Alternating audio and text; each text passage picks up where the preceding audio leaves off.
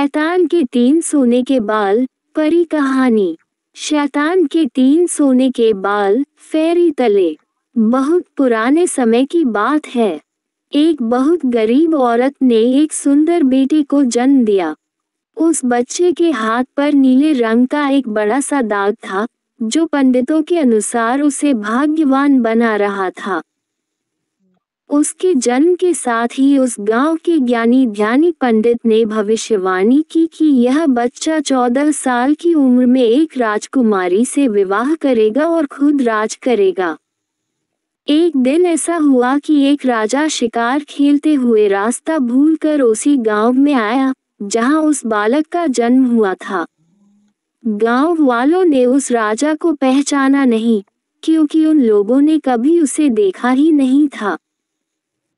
गांव के एक बूढ़े ने बात। आपने अभी तक चैनल को लाइक और सब्सक्राइब नहीं किया है, प्लीज चैनल को सब्सक्राइब अवश्य कर लें, जिससे आपको हमारे वीडियो सही समय पर मिलते रहे। आप कहां से देख रहे हो यह जरूर बताएं। कुछ दिन बाद में लाइव आकर आपके साथ बहुत सारी बातें करेंगे। चलिए कहानी पर वापस चलते हैं। तो बातों में राजा को बताया कि कुछ दिनों पहले उनके गांव में एक ऐसा बच्चा पैदा हुआ है, जो 14 साल की अवस्था में इस राज्य के राजा की लड़की से विवाह करेगा। राजा को ये बात सुनकर बहुत गुस्सा आया, क्योंकि कुछ दिन पहले उसके घर में एक बेटी का जन्म हुआ था। राजा वैसे भी बहुत ही घमंडी और कठोर हृदय का व्यक्ति था। राजा ने सोचा कि क्यों न मैं उस गरीब औरत को कुछ धन देकर इसका बच्चा इससे ले लूं और इसका काम तमाम कर दे, तो नहीं यह भाग्यवान बच्चा रहेगा और न ही मेरी राजकुमारी से विवाह कर पाएगा। वह गांव के उस बूढ़े से बोला, बाबा, तुम मुझे उस औरत के पास ले चलो। वह उस बच्चे को ठीक ढंग से नहीं पाल पाएगी। मैं उस बच्चे को अच्छे ढंग से पालकर बड़ा करूंगा। बूढ़ा उस राजा को उस भाग्यवान बच्चे की मां के पास ले गया। राजा ने उससे अपना बच्चा देने की विनती की और बोला, तुम बहुत गरीब हो, इस बच्चे को कैसे पाल सकोगी? ये बच्चा मुझे दे दो, मैं इसे बहुत अच्छी तरह पालूंगा। वह गरीब औरत उसे अपना बच्चा देने से इनकार करती रही। तब राजा ने उसे बहुत सा धन दिया और बोला, इस धन से तुम अपना पेट पालना और जब भी तुम्हारा भाग्यवान बेटा बड़ा हो जाएगा तो खुद ही तुम्हारे पास आ जाएगा। गरीब माँ ने सोचा, चूंकि यह बहुत ही भाग्यशाली बच्चा है, इसीलिए यह अमीर आदमी इसे लेने मेरे घर आ पहुंचा है। शायद यही ईश्वर की इच्छा है। बहुत सोच विचार के बाद उस गरीब औरत ने अपना बच्चा राजा को दे दिया। राजा ने उस बच्चे के लिए एक लकड़ी का संदूक खरीदा और उस संदूक में डालकर बहते हुए पानी में छोड़ दिया। उसने सोचा कि दम घुटने से बच्चा इस संदूक के अंदर ही मर जाएगा। वह ये सोचकर मन ही मन बहुत खुश हो रहा था कि उसने अपनी प्यारी सी बेटी को उस अनचाहे पति से बचा लिया। मारने वाले से बचाने वाला बड़ा होता है। यही उस बच्चे के साथ भी हुआ। वह लकड़ी का संदूक बहते बहते एक पंचक्की में जाकर अटक गया। उस पंचक्की पर काम करने वाले नौकर ने जब वह लकड़ी का बक्सा देखा तो बहुत खुश हुआ। उसने सोचा कि उस बक्से में जरूर ढेर सारा धन होगा। उसने पानी में घुसकर इस संदूक को बाहर निकाला। जब उसने संदूक को खोला तो देखा कि गंदे से कपड़े पहने एक बच्चा उसमें सो रहा था। नौकर ने सोचा कि यह बच्चा मेरे किस काम का, क्यों न मैं इस बच्चे को पंचक्की के मालिक के पास ले जाऊं। वह जरूर इसे अपने पास रख लेगा, क्योंकि उसका अपना कोई बच्चा नहीं है। ऐसा सोचकर वह नौकर उस बच्चे को अपने मालिक के पास ले गया। पंचक्की का मालिक उस बच्चे को देखकर बहुत खुश हुआ। उसने सोचा कि शायद ईश्वर ने उसकी पत्नी की प्रार्थना सुन ली और इस बच्चे को उसके पास भेज दिया। उन दोनों पति पत्नी ने बड़े प्यार और लगन से उस बच्चे को पालना शुरू किया। जैसे जैसे कह बच्चा बड़ा होता गया उसके चेहरे पर तेज आता गया। उसे कोई भी देखता तो देखता ही रह जाता। एक दिन एक घटना ऐसी घटी जिसने उस बच्चे के जन्म के समय की भविष्यवाणी को सच्चा सिद्ध कर दिया। राजा किसी काम से उसी रास्ते से बाहर जा रहा था जिस रास्ते पर वह पंचक्की थी। रास्ते में अचानक बहुत बड़ा तूफान आ गया तो राजा को उसी पंचक्की के पास रुकना पड़ा। राजा ने उस सुंदर से युवक को दुकान पर बैठे देखा तो उस पंचक्की के मालिक से पूछा, क्या ये तुम्हारा बेटा है? ये तो बहुत ही सुंदर है। चक्की का मालिक बोला, यह मेरा बेटा ही है, क्योंकि हमने ही इसे पाल पोस कर बड़ा किया है। आज से करीब 14 साल पहले ये बच्चा हमें एक लकड़ी के संदूक में मिला था। राजा को पुरानी बातें एकदम ताज़ा हो गई। उसे चक्की के मालिक की बात सुनकर बहुत आश्चर्य हुआ कि वह बच्चा, जिसे वह अब तक मरा हुआ समझ रहा था, अभी तक जिंदा है। उसने उस लड़के को खत्म करने की तरकीब फिर सोची। आपने अभी तक चैनल को सब्सक्राइब नहीं किया है, प्लीज चैनल को सब्सक्राइब कर ले और लाइक कर दे। चलिए कहानी पर वापस चलते हैं। पंचक्की के मालिक से बोला, को मेरा एक काम करने की आज्ञा दे सकते हैं? मैं रानी के पास एक पत्र भिजवाना चाहता हूँ। ये पत्र बहुत ही जरूरी है। मैं इस काम के लिए इसे सोने के 2 सिक्के दूंगा। लड़के ने फौरन हाँ कर दी और चक्की का मालिक भी उसे भेजने के लिए तैयार हो गया। राजा ने झट से अपनी रानी को एक पत्र लिखा। उसने लिखा, जैसे ही ये लड़का तुम्हारे पास मेरा ये पत्र लेकर पहुँचे, तुम इसे मरवा देना और महल से दूर दफना भी देना। ये सब कुछ मेरे वापस आने से पहले हो जाना चाहिए। इतना लिखने के बाद उसने मुहरबंद वह पत्र उस लड़के को दे दिया। लड़का उस पत्र को लेकर राजमहल की ओर चल दिया। वह आज तक अपने घर से कहीं बहुत दूर नहीं गया था, अतः राजमहल का रास्ता नहीं ढूंढ सका और जंगल में ही भटकने लगा। शाम ढल चुकी थी, तभी अंधेरे में उसे दूर से रोशनी आती दिखाई दी। वह दौड़कर उस रोशनी की तरफ गया तो देखा कि वहां पर एक छोटा सा कच्चा घर था। उस घर में कोई जो भी भक्त मेरी वीडियो को लाइक करके चैनल को सब्सक्राइब करता है तो मेरी कृपा तुम्हारे मम्मी पापा पर हमेशा बनी रहेगी, तो जल्दी से लाइक करके सब्सक्राइब करो। जय माता दी। दरवाजा नहीं था। जब वह उस घर में घुसा तो उसने देखा कि एक बूढ़ी औरत आग जलाए बिल्कुल अकेली बैठी है। वह औरत उस लड़के को अपने सामने देखकर डर गई।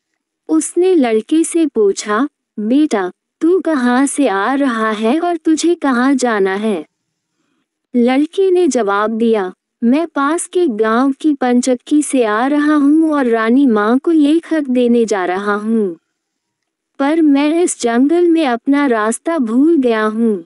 रास्ता ढूंढते ढूंढते शाम हो गई। अंधेरे में मुझे यही घर दिखाई दिया, इसलिए मैं रात गुजारने के लिए यहाँ आ गया। उस बूढ़ी औरत को उस लड़के पर बहुत दया आई, क्योंकि वह डाकुओं के ठहरने की जगह थी और वह बूढ़ी औरत उन डाकुओं की नौकरानी थी। उसे डर था कि अगर डाकुओं ने उसे देख लिया तो उसे मार डालेंगे। लड़के को ये जानकर पहले तो कुछ डर लगा कि वह डाकुओं के घर में घुस गया है, पर अंधेरे में कहीं और जाना भी आसान काम नहीं था और दिन भर चलते रहने के कारण वह बहुत थक चुका था, सो उसे बहुत जोरों की नींद आ रही थी। वह उस बुढ़िया के कहने पर घर के एक कोने में चुपचाप जमीन पर सो गया। आधी रात के बाद जब डाकू उस घर में आए तो किसी और को अपने घर में सोता देखकर अपनी नौकरानी पर बहुत गुस्सा करने लगे। बूढ़ी नौकरानी ने उन्हें सारी बात बता दी और वह चिट्ठी भी डाकुओं के सरदार के हाथ पर रख दी जो उस लड़के ने उसे दिखाई थी। राजा की मोहर देखकर उन डाकुओं को उस चिट्ठी पर कुछ शक हुआ।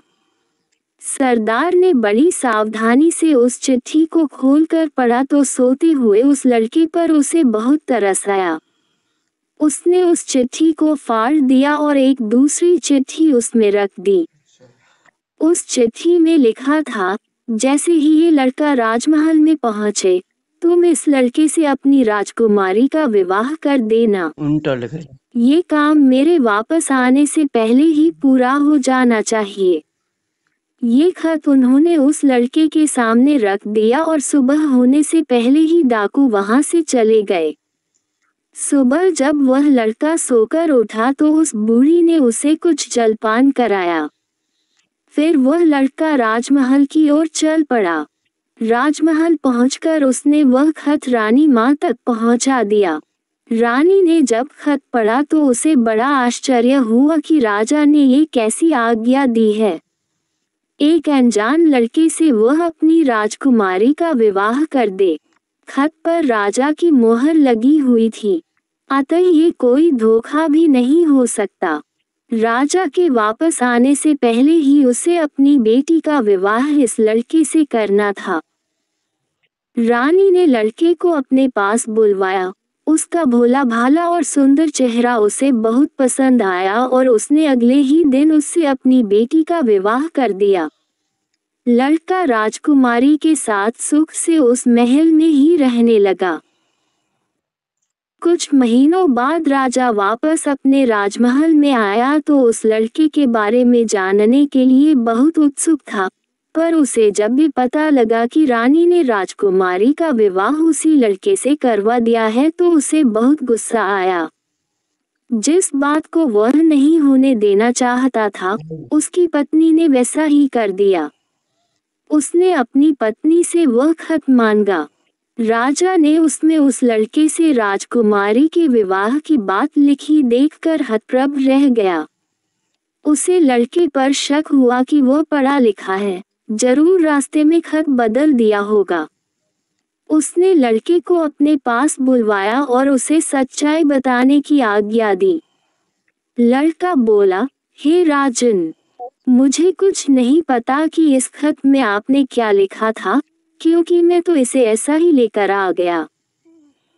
हाँ, जंगल में मैंने एक पुराने घर में रात जरूर गुजारी थी, क्योंकि मैं राजमहल का रास्ता नहीं ढूंढ पाया था और जंगल में भटक गया था। राजा को उस लड़के की बात पर विश्वास नहीं हुआ। वैसे भी राजा को उस लड़के से बहुत नफरत थी। वह नहीं चाहता था कि उसकी बेटी से शादी करने के बाद वह इस राज्य का राजा बने। वह लड़के से बोला, मेरी गैरहाजिरी में रानी ने मेरी बेटी की शादी तुझ कंगाल से कर दी है, पर मैं इस शादी को तब तक अपनी सहमति नहीं दूंगा जब तक तू मुझे शैतान के 3 सोने के बाल नहीं ला कर देगा। जब तू ये 3 सोने के बाल मुझे देगा, तभी सही मायने में उसका पति बन पाएगा। राजा ने ऐसी असंभव शर्त इसलिए रखी थी कि 3 सोने के बाल ढूंढते ढूंढते ही ये लड़का कहीं मर खप जाएगा। इस प्रकार उसे इस लड़के से अपने आप छुटकारा मिल जाएगा। अब लड़के के आगे राजा की आज्ञा का पालन करने के अलावा कोई और रास्ता नहीं था, क्योंकि अगर वह राजा की आज्ञा का उल्लंघन करेगा तो भी राजा उसे मरवा देगा। इससे अच्छा है कि बाहर जाकर ढूंढने पर शायद वह 3 सोने के बाल लाने में सफल हो जाए। वह अगले दिन मुहंधेरे ही शैतान के सोने के बाल ढूंढने निकल पड़ा। चलते चलते वह एक बड़े शहर में पहुंचा। शहर की सीमा पर एक बड़ा सा गेट था, जिस पर हथियारबंद सिपाही पहरा दे रहा था। सिपाही ने उस लड़के से पूछा, यहाँ तुम्हारा क्या काम है? क्या तुम कुछ समझते और जानते हो?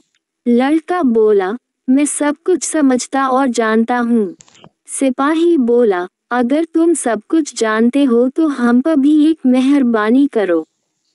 हमें भी बताओ कि शहर की सीमा पर यह जो कुआं है, पहले इससे मीठा पानी निकलता था, पर अब इसमें पानी ही नहीं है। ये सूख गया है। क्यों? लड़का बोला, अभी तुम थोड़ा सब्र करो। जब मैं अपना काम खत्म करके वापस आऊंगा तो तुम्हें बताऊंगा। इतना कहकर वह गेट से निकलकर आगे गया। उसके बाद वह दूसरे शहर के बड़े से गेट के पास पहुंचा तो वहां पर भी एक हथियारबंद सिपाही पहरा दे रहा था। उस सिपाही ने भी उस लड़के से पहले वाले सिपाही जैसा सवाल पूछा, तो लड़के ने उसे भी वही जवाब दिया। सिपाही बोला, अगर तुम सब कुछ समझते और जानते हो, तो कृपा करके मुझे इतना बताओ कि इस शहर की सीमा पर जो सेब का पेड़ लगा है, उसमें पहले सोने के सेब लगते थे, पर अब ये पूरी तरह सूख गया है। अब इसमें पत्तियां भी नहीं लगती। ऐसा क्यों? लड़का बोला, थोड़ा इंतजार करो। अपना काम पूरा करके आने पर मैं इसका जवाब तुम्हें बताऊंगा। इतना कहकर वह आगे चल दिया और चलते चलते तीसरे शहर की सीमा पर पहुंचा, तो वहां पर एक बड़ी सी नदी थी, जिसमें एक छोटी सी नाव थी और एक नाविक उस पर बैठा था। नाविक ने उससे पूछा, तुम यहाँ क्यों आए हो और यहाँ के बारे में क्या समझते जानते हो? लड़का बोला, मैं सब कुछ जानता हूँ। नाविक बोला, अगर तुम सब कुछ समझते और जानते हो तो कृपा करके मुझे बताओ कि आने जाने के इस काम से मुझे छुटकारा कैसे मिलेगा? लड़का बोला, इस सवाल का जवाब मेरे वापस आने पर तुम्हें जरूर मिलेगा, पर पहले तुम मुझे नदी पार करवाओ। नाविक ने उसे अपनी नाव पर बैठाकर दूसरे किनारे पर छोड़ दिया। जैसे ही वह नदी के दूसरे किनारे पर गया, उसे वहां नीचे की ओर जाने वाला कच्चा और अंधेरा सा रास्ता दिखाई दिया। वह उसी रास्ते पर चल पड़ा। काफी नीचे पहुंचने पर उसे एक बूढ़ी औरत आंगन में बैठी हुई दिखाई पड़ी। जैसे ही उसने उस घर में प्रवेश किया तो उस बूढ़ी औरत ने उससे पूछा, अरे बच्चे, तू कौन है? और यहाँ पर क्यों आया है? तुझे पता नहीं कि यहाँ पर शैतान रहता है? लड़का बोला, मैं ठीक जगह पर आ गया हूँ। अब तुम मेरी सहायता करो।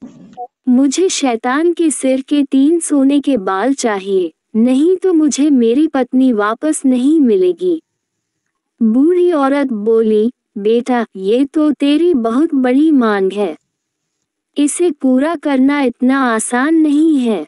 जब राक्षस घर वापस आकर तुझे यहाँ देखेगा तो कच्चा ही चबा जाएगा।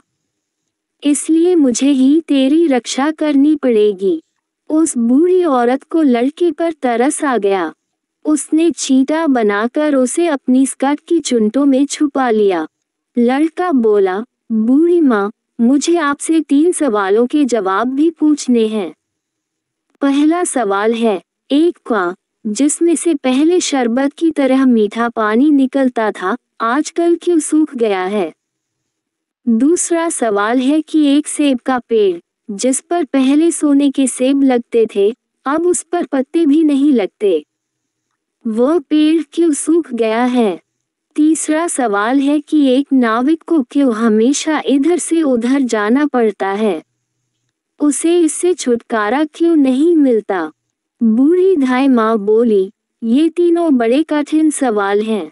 इन सवालों के जवाब भी हमें राक्षस से ही मिल सकते हैं। मैं तेरे लिए यह कोशिश भी जरूर करूंगी, पर अब तू चुपचाप छुप जा, नहीं तो जिंदा नहीं बच सकता। शाम को राक्षस घर पहुंचा। अंदर घुसते ही उसने शोर मचाना शुरू कर दिया, मुझे अपने घर में किसी मनुष्य की गंध आ रही है।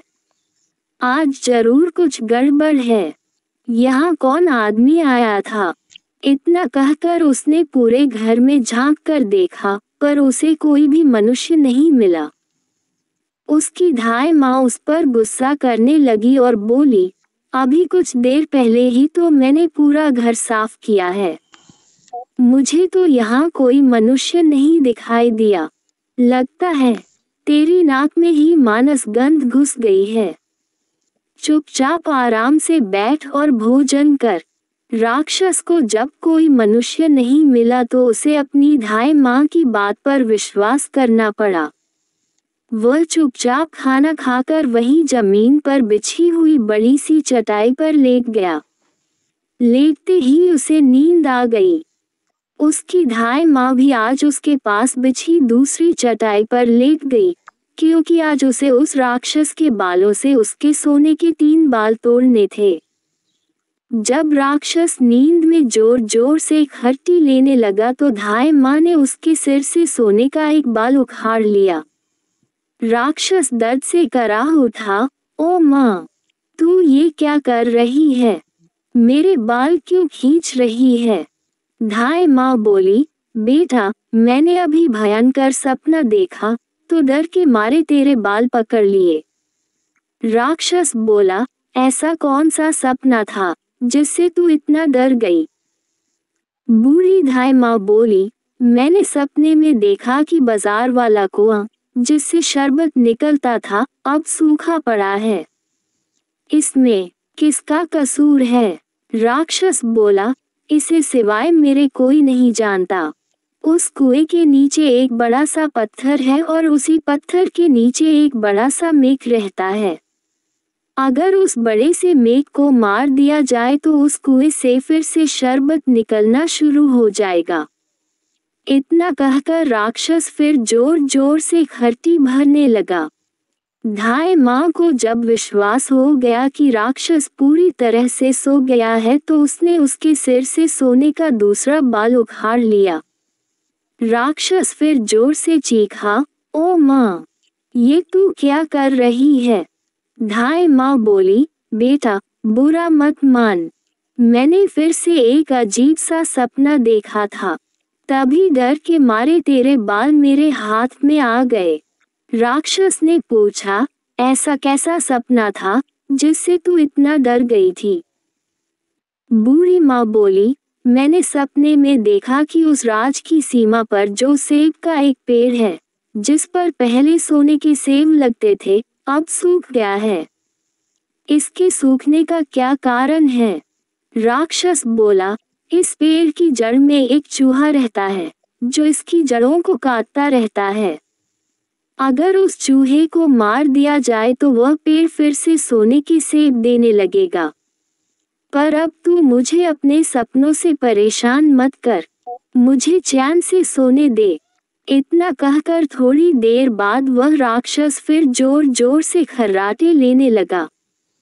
जैसे ही बूढ़ी माँ को लगा कि राक्षस सचमुच सो गया है, तो उसने तीसरी बार सोने का बाल उखाड़ लिया।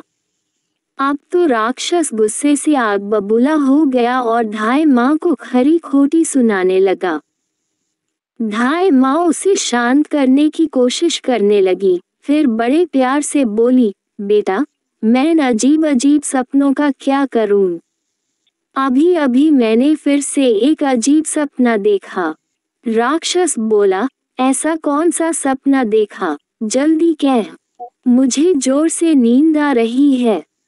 बूढ़ी माँ बोली, मैंने सपने में देखा कि मुझसे एक नाविक शिकायत कर रहा था कि उसे हर समय इधर से उधर जाना पड़ता है। उसे इससे छुटकारा क्यों नहीं मिलता? इसमें उसका क्या कसूर है? राक्षस बोला, वह नाविक मूर्ख है। जिस दिन वह किसी और आदमी के हाथ में अपना चप्पू दे देगा, उसे हर रोज के आने जाने से छुटकारा मिल जाएगा। इतना कहकर राक्षस फिर से अपनी चटाई पर लेट गया और खर्राटे लेने लगा। अब धाय माँ ने उस लड़के को अपनी स्कर्ट से निकाला और उसे 3 सोने के बाल देकर बोली, अपने तीनों सवालों के जवाब तो तू सुन ही चुका है। अब ये ले 3 बाल और तुरंत यहाँ से भाग जा। लड़के को असली रूप में करने के बाद धाय माँ ने झटपट उसे घर से बाहर निकाल दिया। लड़के ने हृदय से उसको धन्यवाद दिया और अपने ससुर के राज्य की ओर चल पड़ा। रास्ते में उसे फिर वही नाविक और पहरा देते हुए दोनों सिपाही मिले। नाविक ने जब उसे दूसरी ओर उतारा तो वह लड़का बोला, तुम अपना ये चप्पू किसी और के हाथ में दे देना, तभी तुम्हें इस रोज रोज के आने जाने से छुटकारा मिल जाएगा। जब सिपाही को उसने उसके प्रश्न का उत्तर बताया तो उसने बहुत सा धन एक गधे पर लादकर उस लड़के को इनाम के रूप में दिया। वह उस धन से लदे हुए गधे को लेकर जब पहले सिपाही के पास पहुंचा, तो उसे भी उसके प्रश्न का उत्तर बताया। उस सिपाही ने भी बहुत सा धन एक गधे पर लादकर उसको इनाम दिया। अब वह सोने के 3 बाल और 2 गधों पर ढेर सारा धन लेकर अपने ससुर के पास पहुंचा, तो उसे देखकर राजा हैरान रह गया। तीनों बाल और धन से भरे हुए 2 गधों को देखकर राजा ने उससे पूछा, तुम्हें यह इतना ढेर सारा धन कहाँ से मिला? लड़का बोला, मैं नदी के उस पार गया था। मेरे भक्त, मैं तुमसे बहुत ज्यादा क्रोधित हूँ क्योंकि तुमने मेरी वीडियो को अनदेखा कर मेरा बहुत अपमान किया है, जिससे तुम्हारे जीवन की जो भी परेशानी चल रही है वह मेरे ही कारण हुई है।